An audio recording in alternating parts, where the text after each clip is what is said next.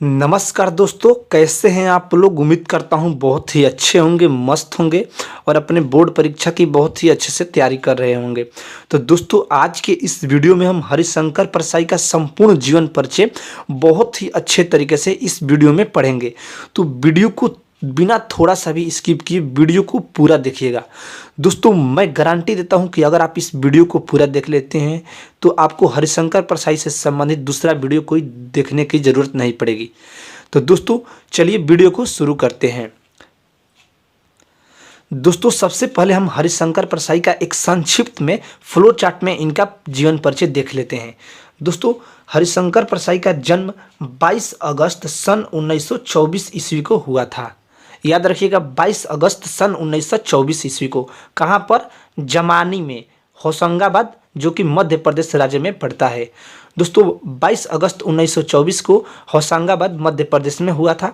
और दोस्तों, इनका संपादन है वसुधा मासिक पत्रिका। वसुधा मासिक पत्रिका इनका संपादन है। और दोस्तों, इनकी लेखन विद्या है व्यंग है। और दोस्तों, इनकी भाषा है, हरिशंकर परसाई की भाषा है सरल, प्रवाहमयी, खड़ी बोली। और दोस्तों, इनकी शैली है व्यंग्यात्मक, आत्मपरक। और इनकी प्रमुख रचना है सदाचार का तावीज, रानी नागफनी की कहानी, जैसे उनके दिल फिरे। इनकी प्रमुख रचना कौन सी है? सदाचार का तावीज, रानी नागफनी की कहानी, जैसे उनके दिन फिरे। और दोस्तों, इनका मृत्यु 10 अगस्त सन 1995 ईस्वी को हो गया। 10 अगस्त सन 1995 ईस्वी को मृत्यु हो गया। याद रखिएगा दोस्तों। और जन्म कब हुआ था? 22 अगस्त सन 1924 ईस्वी को। दोस्तों, ये था फ्लो चार्ट में। चलिए अब इनका हम विधिवत से जीवन परिचय पढ़ते हैं। दोस्तों, हरिशंकर परसाई का जन्म मध्य प्रदेश के होशंगाबाद जिले के अंतर्गत जमानी नामक स्थान में 22 अगस्त सन 1924 ईस्वी को हुआ था। प्रारंभ से लेकर स्नातक तक की शिक्षा मध्य प्रदेश में ही हुई। और दोस्तों, नागपुर विश्वविद्यालय से इन्होंने हिंदी में एमए किया। नागपुर विश्वविद्यालय से हिंदी में एमए किया। 18 वर्ष की उम्र में इन्होंने जंगल विभाग में नौकरी की। खंडवा में 6 माह तक अध्यापन कार्य किया। खंडवा में दोस्तों 6 माह तक अध्यापन कार्य किया तथा सन 1941 से 1943 ईस्वी तक 2 वर्ष जबलपुर में स्प्रेंस ट्रेनिंग कॉलेज में शिक्षण कार्य किया। 1943 में वहीं मॉडल हाई स्कूल में अध्यापक हो गए। और 1952 ईस्वी में इन्होंने सरकारी नौकरी छोड़ दी। 1952 ईस्वी में इन्होंने सरकारी नौकरी छोड़ दी। 1953 से 1957 ईस्वी तक प्राइवेट स्कूलों में नौकरी की। और 1957 ईस्वी में नौकरी छोड़कर स्वतंत्र लेखन की शुरुआत की। 1957 ईस्वी में नौकरी छोड़कर स्वतंत्र लेखन की शुरुआत की। कलकत्ता के ललित कला महाविद्यालय से सन 1960 में डिप्लोमा किया। अध्यापन कार्य में ये कुशल थे, किंतु आस्था के विपरीत अनेक बातों का अध्यापन इनको यदा कदा खटक जाता था। और दोस्तों, 10 अगस्त 1995 ईस्वी को इनका निधन हो गया।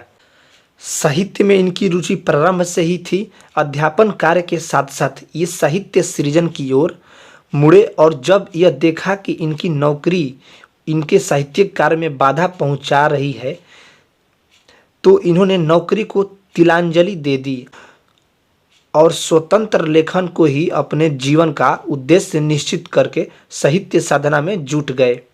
इन्होंने जबलपुर से वसुधा नामक एक साहित्यिक मासिक पत्रिका भी निकाली, जिसके प्रकाशक व संपादन ये स्वयं थे। वर्षों तक विषम आर्थिक परिस्थिति में भी पत्रिका का प्रकाशन होता रहा और बाद में बहुत घाटा हो जाने पर इसे बंद कर देना पड़ा। सामयिक साहित्य के पाठक इनके लेखों को वर्तमान समय की प्रमुख हिंदी पत्र पत्रिकाओं में पढ़ते हैं। परसाई जी यानी हरिशंकर परसाई जी नियमित रूप से साप्ताहिक हिंदुस्तान धर्म युग तथा अन्य पत्रिकाओं के लिए अपनी रचनाएं लिखते रहे। हरिशंकर परसाई जी नियमित रूप से साप्ताहिक हिंदुस्तान धर्म युग तथा अन्य पत्रिकाओं के लिए अपनी रचनाएं लिखते रहे। हरिशंकर परसाई जी हिंदी व्यंग के आधार स्तंभ थे। इन्होंने हिंदी व्यंग को नई दिशा प्रदान की। विकलांग श्रद्धा का दौर के लिए इन्हें साहित्य अकादमी पुरस्कार से सम्मानित किया गया। फ्रांसीसी सरकार की छात्रवृत्ति पर इन्होंने पेरिस प्रवास किया। ये उपन्यास एवं निबंध लेखन के बाद भी मुख्यतः व्यंग्यकार के रूप में विख्यात रहे। हरिशंकर परसाई जी की प्रमुख रचनाएं निम्नलिखित हैं। कहानी संग्रह, हंसते हैं रोते हैं, जैसे उनके दिन फिरे। उपन्यास दोस्तों, रानी नागफनी की कहानी, तट की खोज।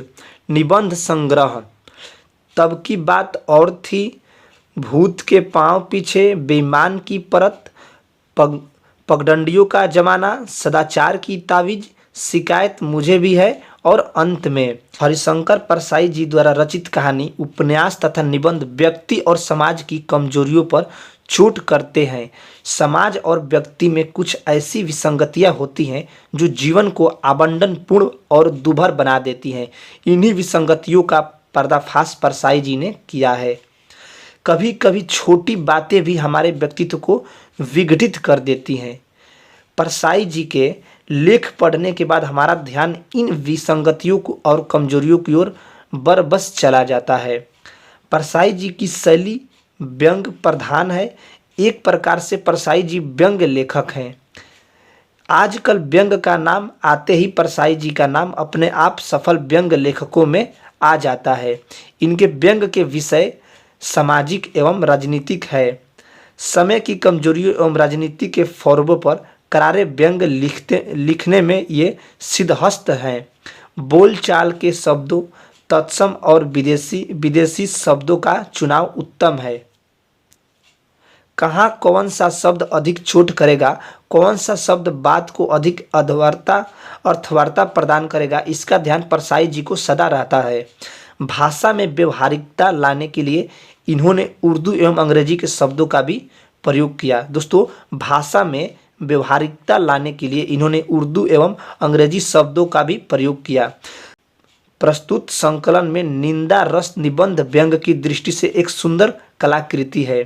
अनेक व्यक्ति एक दूसरे के प्रति ईर्ष्या भाव से निंदा करते रहते हैं। कुछ व्यक्ति अपने स्वभाववश अकारण ही निंदा में रस लेते रहते हैं। कुछ व्यक्ति अपने को बड़ा सिद्ध करने के लिए बड़ों की निंदा में निर्लिप्त भाव से मन मग्न रहते हैं। कुछ मिशनरी निंदक होते हैं और कुछ अन्य भावों से प्रेरित होकर निंदा कार्य में रत रहते हैं। इस निबंध में परसाई जी ने निंदकों की अच्छी खबर ली है और उन पर करारी चोट की है। प्रहार तीव्र होते हुए भी पढ़ने में रुचि बनी रहती है। उम्मीद करता हूँ वीडियो पसंद आया होगा। वीडियो को पूरा देखने के लिए दिल से धन्यवाद। दोस्तों, मिलते हैं किसी नए वीडियो में। तब तक के लिए जय हिंद, जय भारत।